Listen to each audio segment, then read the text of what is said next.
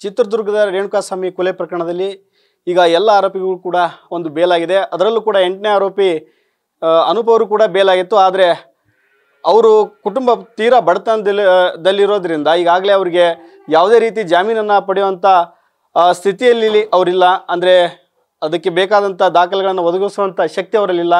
ಹೀಗಾಗಿ ಅವರು ಕೆಲವೊಂದಿಷ್ಟು ಮನೆಗಳಿಗೆ ಸಂಬಂಧಿಕರಿಗೆ ಒಂದು ಮಗನನ್ನು ಬಿಡಿಸ್ಕೊಡಿ, ನನಗೆ ಜಾಮೀನಾಗಿ ಶ್ಯೂರಿಟಿ ಕೊಡಿ ಅಂತ ಹೇಳಿ ಕೇಳ್ಕೊಳ್ತಾ ಇದ್ದಾರೆ. ಈಗ ಆ ಬಗ್ಗೆ ಮಾತಾಡೋದಕ್ಕೆ ಅನೂಪ್ ತಾಯಿ ಜಯಮ್ಮ ಅವರಿದ್ದಾರೆ, ಅವ್ರನ್ನೇ ಮಾತಾಡ್ಸೋಣ ಏನು ಹೇಳ್ತಾರೆ ಅಂತ.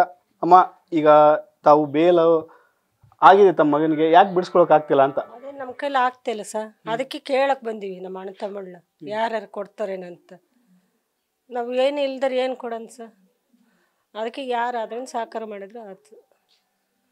ಈಗ ಏನಮ್ಮ ಶ್ಯೂರಿಟಿ ಕೊಡೋಕೆ ತಮ್ಮ ಹತ್ರ ಏನು ಹಣಕಾಸಿನ ವ್ಯವಸ್ಥೆ ಆಗಲಿ ಅಥವಾ ಜಮೀನಾಗಲಿ ಯಾವುದೇ ರೀತಿ ಇಲ್ಲಮ್ಮ? ಯಾವ್ದಿಲ್ಲ ಸರ್ ನಮಗೆ. ಅದೊಂದು ಅರ್ಕ್ ಮನೆ ಬಿಟ್ಟ ಮೇಲೆ ಇನ್ಯಾವುದಿಲ್ಲ ಸರ್ ನಮಗೆ. ಅಷ್ಟೇ ನಮಗೇನು ನಮ್ಮ ಮಗ ಬಂದ್ರೆ ಸಾಕು. ಅದಕ್ಕೆ ಪುಣಾತ್ಮರು ಖಾಲಿ ಬಿದ್ದು ಇಸ್ಕೊಂಡು ಹೋಗೋಣ ಅಂತ ಬಂದಿದ್ವಿ. ಅದು ಬೇಕೇ ಬೇಕು ಅಂದ್ರಲ್ಲ, ಅದಕ್ಕೆ ಬಂದಿದ್ದೀವಿ. ಈಗ ಎಷ್ಟು ದಿನ ಆಗಿತ್ತಮ್ಮ ಯಾವಾಗ ನಿಮ್ಗೆ ಶ್ಯೂರಿಟಿ ಕೊಟ್ಟಿದ್ರೆ ನಿಮ್ಮ ಮಗನನ್ನ ಬಿಡುಗಡೆ ಮಾಡ್ತಿದ್ರು ಅಂತ? ಬಂದ್ಬೇಡ ಅಂತ ಶ್ಯೂರಿಟಿ ಕೊಟ್ಟಿದ್ರೆ ಅದು ಹೋಗಿ ವಾಪಸ್ ಬಂದೀವಿ ನಾವು. ಶ್ಯೂರಿಟಿ ಇಲ್ಲದಕ್ಕೆ ಅದಕ್ಕೆ ಬೇಕೇ ಬೇಕು ಅಂದ್ರೆ ಅದಕ್ಕೆ ನಮ್ಮ ಆವರ್ತಕ್ಕೆ ಬಂದಿದ್ದೀವಿ ಕೇಳಕ್ಕೆ. ಈಗ ಬೇರೆ ಅಲ್ಲಿ ಚಿತ್ರದುರ್ಗದಲ್ಲಿ ಯಾರಾದರೂ ಕೇಳಿದ್ರೆ, ಇಲ್ಲ ಅಂತಂದ್ರೆ ಅವ್ರು ದರ್ಶನ್ ಕಡೆ ಅವ್ರು ಯಾರಾದರೂ ಕೇಳಿದ್ರೆ ಅವ್ರು ಕೊಡ್ತಿದ್ರ ಇಲ್ವಾ ಅಂತ? ಏನು ಸರ್, ನಮಗೆ ಯಾವ್ದು ವಿಚಾರಿಸ್ಲಿಲ್ಲ ನಮಗೆ. ಅವ್ರು ಅಷ್ಟು ಅಂದ್ರೆ ಸರ್, ಅದಕ್ಕೆ ನಾವು ಕೇಳೋಣ ಅಂತ ಬಂದ್ವಿ ಅಷ್ಟೇ. ನಮಗೆ ಇನ್ನೊಬ್ರು ಸುದ್ದಿ ಬೇಡ ಸರ್, ನಮಗೆ ಅಷ್ಟು ಕೇಳಿದ್ವಿ, ಅದಕ್ಕೆ ಬಂದ್ವಿ. ಅಲ್ಲಮ್ಮ, ಈ ತರ ಘಟನೆ ಆಗಿದೆ, ಇದು ಆಗ್ಬೇಕು, ಇದು ಈ ತರ ಆಗಿದ್ದಕ್ಕೆ ತಮ್ಗೇನು? ಈಗ ನೋಡಿ, ಆರಾಮ್ ನೀವು ದುಡ್ಕೊಂಡು ತಿನ್ನೋರಿಲ್ಲ, ಈ ತರ ಎಲ್ಲ ಇರೋರ್ದು. ಮನೆ ಕೆಲ್ಸಕ್ಕೆ ಹೋಗಿ ಜೀವನ ಮಾಡೋರ್ದು ಇಷ್ಟು ನೋವು ಬಂದ್ರು, ಮನೆ ಕೆಲ್ಸಕ್ಕೆ ಹೋಗಿ ಮಕ್ಳು ಸಾಕಿದೀನಿ, ಇಷ್ಟು ಕೊನೆಗೆ ನೋವು ಬಂದು ಅಂದ್ರೆ ಯಾರೇ ದುಃಖ ಬರಲ್ಲ ಸರ್.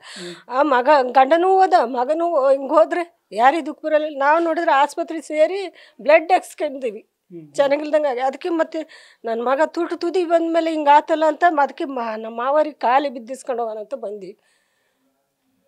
ಈಗ ಅಲ್ಲಮ್ಮ, ಇಷ್ಟು ಕಷ್ಟ ಐತಿ, ಇದೆಲ್ಲ ಈ ಟೈಮಲ್ಲಿ ಎಲ್ಲ ಬೇಕಾಯ್ತಮ್ಮ. ಈಗ ಅಷ್ಟು ಮಗನ ಬಿಡಿಸ್ಕೊಳಕ್ ಆಗ್ತಿಲ್ಲ. ನಿಮ್ಮ ಮಕ್ಳು ಎಷ್ಟಮ್ಮ, ಜೀವನ ಹೇಗೆ ಮಾಡ್ತೀರಿ, ಯಾವ ತರ? ಹೂವು ಕಟ್ಟಿ ಜೀವನ ಮಾಡ್ತಾ ಇದೀನಿ ನಾನು. ಅದ್ರಾಗ ಮೆಲ್ಲಗೆ ಹೂವು ಕಟ್ತೀನಿ. ನಮ್ಮ ಹುಡುಗ್ರು ಗಾರೆ ಕೆಲ್ಸಕ್ಕೆ ಹೋಗವ, ಪಾಪ ಒಬ್ಬನ ಹೋಗ್ತಾನೆ, ಅದ್ರಾಗ ಒಬ್ಬನ ಚೆನ್ನಾಗಿಲ್ಲ ಹೋಗಲ್ಲ. ಅವನಿದ್ದಲ್ಲಿ ಜೀವನ ನಮ್ಗೆ. ನಾನು ಅದೇ 3 ಗಂಡು ಮಕ್ಳು 1 ಹುಡುಗಿ. ನಮ್ಮ ಯಜಮಾನ್ರು ಕೆಲ್ಸಕ್ಕೆ ಹೋಗೋರು. ಅವರು ಇದಕ್ಕಿದ್ದಂಗ್ಲೆ ಮಗ ಹೋಗಿರೋ ಇದಕ್ಕೆ ಇದಾಗಿ ಸಾತ್ರು, ಅಟ್ಯಾಕ್ ಆಗಿ. ಅಷ್ಟೇ ಸರ್. ನಾನು ಇನ್ನೇನು ಕೇಳ್ಕೊಂಡು ನನಗೆ ಅವ್ರಲ್ಲಿ ಮಾತಾಡಿ ಚೆನ್ನಾಗಿಲ್ದಂಗೆ ಆಗೈತೆ ಸರ್ ನನಗೆ. ಅಷ್ಟೇ ಸರ್ ನಾನು ಮಾತಾಡೋದು. ಈಗ ಏನು ಹೇಳ್ತೀರಮ್ಮ, ಇಲ್ಲಿ ಶ್ಯೂರಿಟಿ ಬಂದಿದ್ರ, ಇಲ್ಲಿ ಕೊಟ್ರೆ ಇದಾಗತ್ತೆ, ಬೇರೆ ಯಾರಾದ್ರೂ ಅವ್ರ ಕಡೆ ಅವ್ರಿಗೆ ಯಾರಿಗಾದ್ರೂ ಮನವಿ ಮಾಡ್ಕೊಂತಾರೆ ನಂಗೆ ಹೆಲ್ಪ್ ಮಾಡಿ ಅಂತ? ಯಾಕಂತಂದ್ರೆ ಬೇರೆದವ್ರು ಎಲ್ಲ ಆರೋಪಿಗಳು ಹೊರಗೆ ಬಂದಿದ್ದಾರೆ, ತಮ್ಮ ಮಗ ಒಬ್ಬನೇ ಉಳ್ಕೊಂಡಿರ್ಬೇಕು. ಈಗ ಒಬ್ಬನೇ ಸರ್, ಮತ್ತೆ ಅದಕ್ಕೆ ಮತ್ತೆ ಯಾರ್ಯಾರನ್ನ ಕೇಳಕ್ ಬಂದಿದ್ದೀನಿ ಸರ್. ಅವ್ರು ಒಟ್ಟು ತುಂಬ ಅಲ್ಲ, ಅವ್ರು ಕೊಟ್ರೆ ಕೊಡ್ಲಿ ಮರ್ಯಾರು ತಿಳಿದಂತಾರು. ನಾವು ಇಲ್ಲಿ ಕೇಳಂತ ಕೇಳ್ತೀವಿ ಸರ್, ಅಷ್ಟೇ ಸರ್. ನಾನು ಇನ್ನೇನು ಜಾಸ್ತಿ ಮಾತಾಡೋಕ್ಕಾಗಲ್ಲ ನನ್ನ ಕೈಲಿ. ಅಲ್ಲೇ ನಾನು ಚೆನ್ನಾಗಿಲ್ಲ, ನನಗೆ ಜಾಸ್ತಿ ಮಾತಾಡೋಕ್ಕಾಗಲ್ಲ. ಇದಿಷ್ಟು ಜಯಮ್ಮನವರ ಮಾತು. ನಾವು ತುಂಬ ಕಷ್ಟಪಟ್ಟು ಮಕ್ಕಳನ್ನ ಬೆಳೆಸಿದೆ, ಆದರೆ ಈ ರೀತಿ ಅಂತ ಘಟನೆ ಆಗಿದೆ. ಈಗ ಮಗನನ್ನು ಬಿಡಿಸ್ಕೊಳ್ಳೋಕ್ಕೂ ಕೂಡ ಆಗ್ತಾಯಿಲ್ಲ. ದಯವಿಟ್ಟು ಯಾರಾದರೂ ಒಂದು ಸಹಾಯವನ್ನು ಮಾಡಿದರೆ ಅನುಕೂಲ ಆಗುತ್ತೆ. ಈಗ ನಮ್ಮ ಸಂಬಂಧಿಕರ ಮನೆಗೆ ಬಂದಿದ್ದೇನೆ, ಅವರಾದರೂ ನನಗೆ ಜಾಮೀನನ್ನು ಅಂದರೆ ಶ್ಯೂರಿಟಿಯನ್ನು ಕೊಟ್ಟರೆ ಹೀಗೆ ಹೋಗಿ ಮಗನನ್ನು ಬಿಡಿಸ್ಕೊಂಡು ಬರ್ತೀನಿ. ಅವ್ರು ಸೋಮವಾರನೇ ಬಿಡುಗಡೆ ಆಗಬೇಕಾಯಿತು ಶ್ಯೂರಿಟಿ ಸಿಕ್ಕಿದ್ರೆ. ಆದರೆ ಇದುವರೆಗೆ ಶ್ಯೂರಿಟಿ ಸಿಗದಿದ್ದಕ್ಕೆ ನಾನೀಗ ಚಿತ್ರದುರ್ಗದಿಂದ ಮತ್ತು ದಾವಣಗೆರೆ ಜಿಲ್ಲೆ ಜಗಳೂರು ತಾಲೂಕಿನ ಒಂದು ನಿಬನೂರು ಗ್ರಾಮಕ್ಕೆ ಬಂದಿದ್ದೀನಿ. ಇಲ್ಲಾದರೂ ನಾನು ಕೊಟ್ಟರೆ ಅನುಕೂಲ ಆಗುತ್ತೆ, ನಾಳೆ ಹೋಗಿ ಮಗನನ್ನು ಬಿಡಿಸ್ಕೊಳ್ತೀನಿ ಅಂಥೇಳಿ ಒಂದು ಅಳಲನ್ನು ತೋಡ್ಕೊಳ್ತಾ ಇರುವಂಥದ್ದು. ಕ್ಯಾಮ್ರಾ ಪರ್ಸನ್ ಲೋಕೇಶ್ ಜೊತೆ Mahadev BG, news first, Davanagere.